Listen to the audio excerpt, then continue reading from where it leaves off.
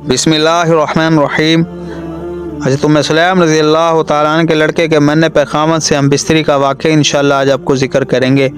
उम्मे सुलैम रज़ी अल्लाह तआला अन्हा हज़रत अनस की वालदा थी, जो अपने पहले ख़ावंद यानी हज़रत अनस के वालिद की वफ़ात के बाद बेवा हो गई थी और हज़रत अनस की परवरिश के ख्याल से कुछ दिनों तक निकाह नहीं किया था। इसके बाद हज़रत अबू तलहा से निकाह किया, जिनसे एक साहिबजादे अबू उमैर पैदा हुए, जिनसे हज़ूर अक़दस सल्लल्लाहु अलैहि वसल्लम जब उनके घर तशरीफ़ ले जाते थे तो हंसी मजाक भी फरमाया करते थे। इत्तफाक से अबू उमैर का इंतकाल हो गया। उम्मे सुलैम ने उनको नहलाया धुलाया, कफन पहनाया और एक चारपाई पर लिटा दिया।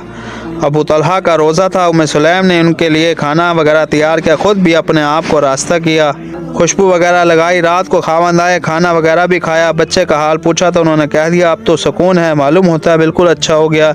वो बेफिक्र हो गए। रात को खावंद ने सोबत भी की।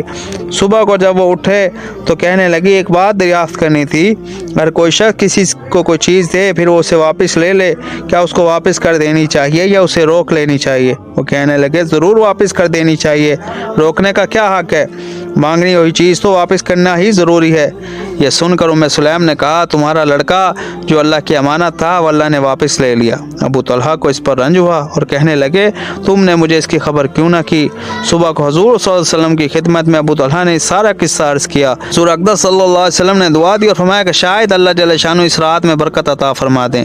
एक अंसारी कहते हैं मैंने हज़ूर सल्लल्लाहु अलैहि वसल्लम की दुआ की बरकत देखी। इस रात के हमल से अब्दुल्ला बिन अबी तलहा पैदा हुए, जिनके 9 बच्चे हुए। सब ने कुरान शरीफ पढ़ा। बड़े सब्र और हिम्मत की बात है कि अपना बच्चा मर जाए और ऐसी तरह इसको बर्दाश्त करे कि खावंद को भी महसूस ना होने दे। चूँकि खावंद का रोज़ा था इसलिए ख्याल हुआ कि खबर होने पर खाना भी मुश्किल हो जाएगा।